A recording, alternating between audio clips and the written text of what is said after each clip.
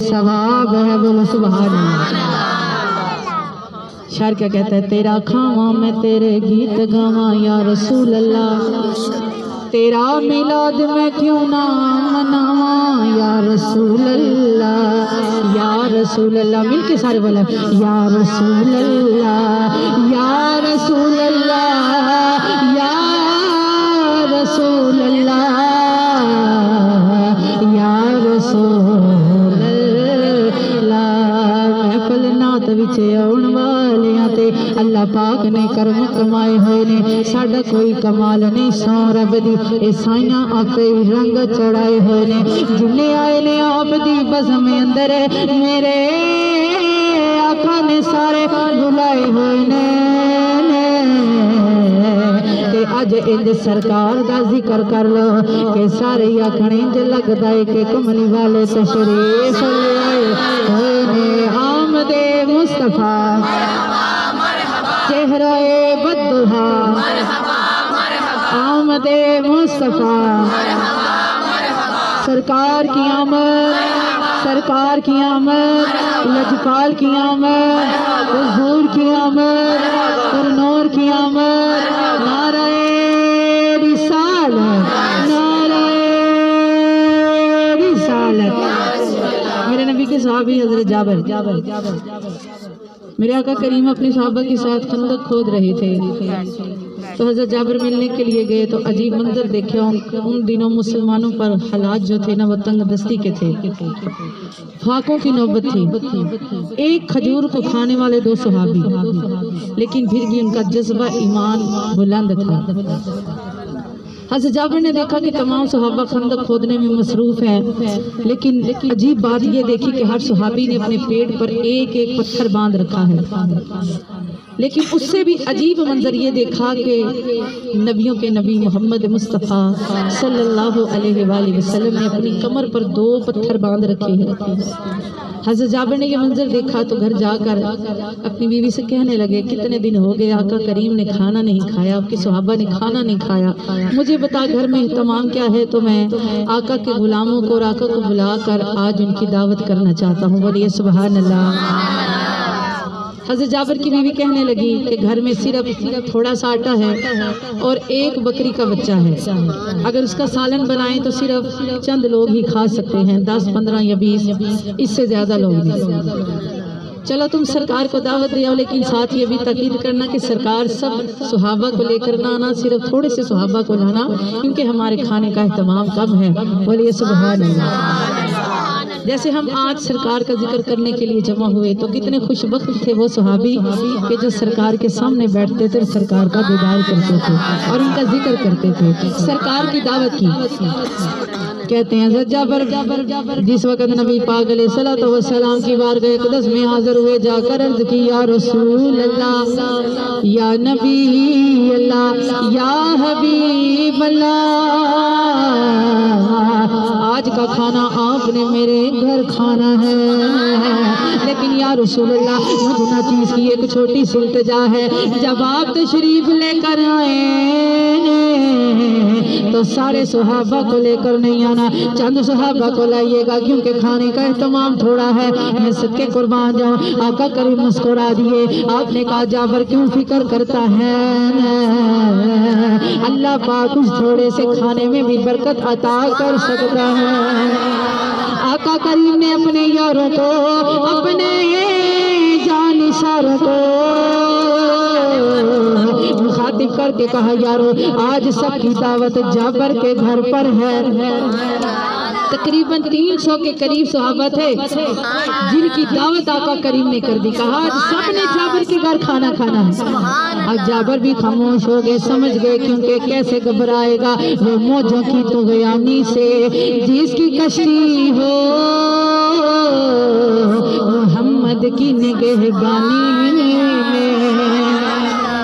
حضرت جابر جب گھر جانے لگے تو آقا کریم نے فرمایا جابر تب تک کھانا شروع نہ کرنا جب تک میں نہ آ جاؤں۔ میری ماں بہنوں گھر کے جا کر آپ نے بکری کا بچہ ذبح کیا، بیوی نے سالن بنایا، آٹا گوندا گیا، روٹیاں بنائی گئی، آقا کریم تشریف لے کر آئے۔ دوسری طرف اب عجیب واقعہ رونما ہوا کہ حضرت جابر کے دونوں بیٹے جن کی عمر تقریباً 7 یا 8 سال کے درمیان ہے، دونوں بھائی چھری لے کر کھیلنے لگے۔ یعنی باپ کو جو عمل کرتے دیکھا بکری کے بچے کو ذبح کرتے ہوئے، اب دونوں بھائیوں نے وہ کھیل کھیلنا شروع کر دیا۔ وہ خونی کھیل کیسے کھیلتے ہیں کہ بڑے بھائی نے چھوٹے بھائی کو زمین پر لٹایا اور چھری چلا دی، چھری کی دھار تیز تھی اور چھوٹے بھائی کا گلا کٹ گیا۔ کہتے ہیں جب اس کی چیخ نکلی، ماں دوڑ کر آئی، یہ دردناک منظر دیکھا، ماں کے پیروں کے نیچے سے زمین نکل گئے، منہ سے چیخ نکلی، لیکن منہ پر ہاتھ رکھ کر اللہ کے نبی کا فرمان یاد کرنے لگی کہ اللہ قرآن میں فرماتا ہے ان اللہ مع الصابرین، اللہ صبر کرنے والوں کے ساتھ ہے، اور جس کے ساتھ اللہ ہے اس کو تو کسی اور مدد کی ضرورت ہی نہیں۔ اب خاموش ہو رہے ہیں دونوں بچوں کو۔ جب یہ منظر کرتے دیکھا نا، اب دوسرا جو بھائی تھا نا جس نے چھری چلائی وہ ڈر گیا کہ ماں مجھے مارے گی۔ وہ خوف زدہ ہو کر جب بھاگا تو مختلف علماء کرام نے مختلف طریقے سے لکھا ہے۔ کسی نے کہا مکان کی چھت پر چڑھ گیا، کسی نے کہا کہ وہ باہر نکلا جنگل میں دوڑ گیا، پہاڑی پر چڑھا اور وہاں سے پاؤں اس کا سرکنے کی وجہ سے وہ بھی منہ کے بل زمین پر گرتا ہوا آیا اور وہ بھی بچہ مر گیا۔ ماں نے دونوں بچوں کی لاشیں کمرے میں رکھی، ان پر کپڑا ڈالا، صبر کے آنسو بہائے اور اللہ کے محبوب کے لیے کھانا بنانے لگا۔ جب کھانا پک کر تیار ہوا، شام کا وقت ہے، اللہ کے محبوب اپنے یاروں کو لے کر حضرت جابر کے گھر آئے۔ جس وقت کہتے ہیں دسترخوان لگا، میرے آقا کریم نے جو سالن بنایا گیا اس میں اپنا لواب دہن شامل فرمایا۔ فرمایا جابر اب یہ 300 صحابہ کیا اگر تو پورے مدینے کو بھی بلا لے یہ کھانا ختم نہیں ہوگا۔ بولو سبحان اللہ۔ اس کھانے میں اللہ اتنی برکت عطا فرمائے گا کہ یہ کھانا اب ختم نہیں ہو سکتا۔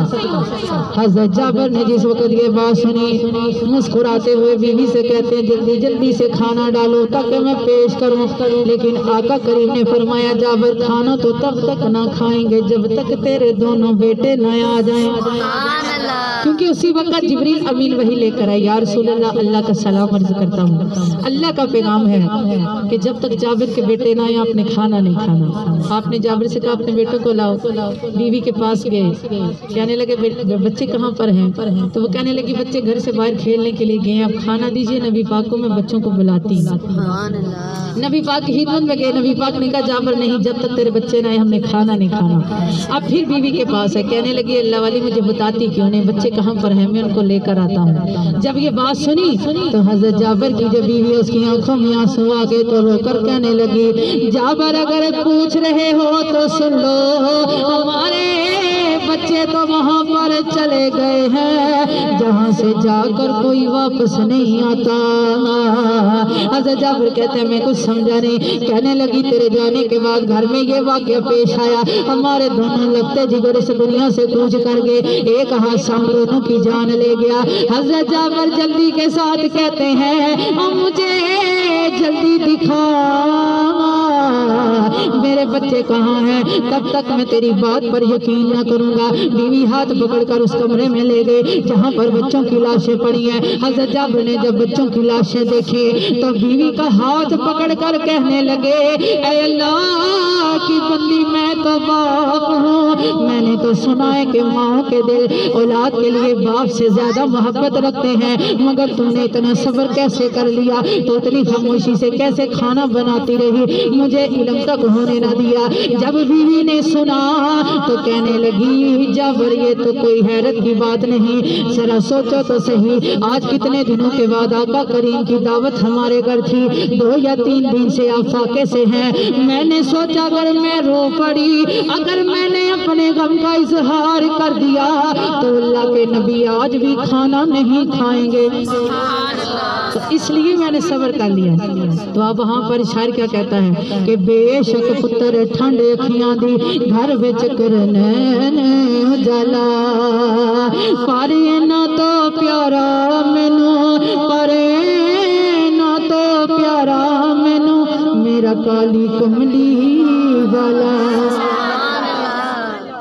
حضرت جابر اپنی بیوی کو لے کے سرکار مدینہ کی خدمت میں حاضر ہوئے، تمام روادات سنائی۔ آقا کریم کہتے ہیں اپنے بیٹوں کو لے کر آؤ، ان کی لاشیں زمین پر رکھ کر کپڑا ڈال دو۔ کپڑا ڈالا گیا، آقا کریم نے اپنے ید اللہ والے ہاتھ اٹھائے اور اللہ کی بارگاہ میں دعا کیا، مولا اپنے رحمان و رحیم ہونے کا صدقہ اے پروردگار عالم جابر کے دونوں بیٹوں کو زندگی عطا فرما۔ نبی پاک علیہ الصلوۃ والسلام کی دعا بھی مکمل نہ ہوئی تھی کہ جابر کے دونوں بیٹے اٹھ کر بیٹھ گئے، بولو سبحان اللہ۔ وہاں پر شاعر بولا فتردہ نے ڈالی گلے میں ہے باہیں، فتردہ نے ڈالی گلے میں ہے باہیں کہ راضی ہو جائے طبیعت کسی کی۔ اللہ فرماتا ہے میرے محبوب میں تو تجھے راضی کرنا چاہتا ہوں، اتنا راضی کرنا چاہتا ہوں کہ جیسے کائنات میں کسی نے کسی کو راضی نہ کیا ہو۔ اللہ کہتا ہے میں تجھے اتنا عطا کروں گا، اتنا عطا کروں گا کہ انا اعطیناک الکوثر کہہ دیا کہ محبوب تیرے خزانوں کو میں اتنا وسیع کر دوں گا، تجھ پر جو میں نے رحمتوں کی عنایات کی جو بارش کی ہے وہ اتنی وسیع کر دوں گا کہ کائنات میں کسی پر اتنا کرم میں نے آج تک نہ کیا، کسی نبی پر ایسی مہربانی نہ کی جیسی میں نے تجھ پر مہربانی کر دی، جو خزانے جو کثرت میں نے تجھے عطا کر دی۔ تو میری ماں بہنوں دعا کیجئے حضرت جابر کی اس دعوت کا صدقہ اور آقا کریم کی اس محبت کا صدقہ اللہ پاک ہماری یہ آج کی دعوت بھی قبول فرما لے۔ جیسے میری بہنوں نے اپنے والدین کے صالح ثواب کے لیے آج آپ سب کو ایک دسترخوان پر جمع کیا ہے، اللہ تعالیٰ حضرت جابر کے ان بیٹوں کا صدقہ اللہ ان کے والدین کے درجے بلند فرما دے، اللہ پاک انہیں جنت میں اعلیٰ درجے عطا فرما دے۔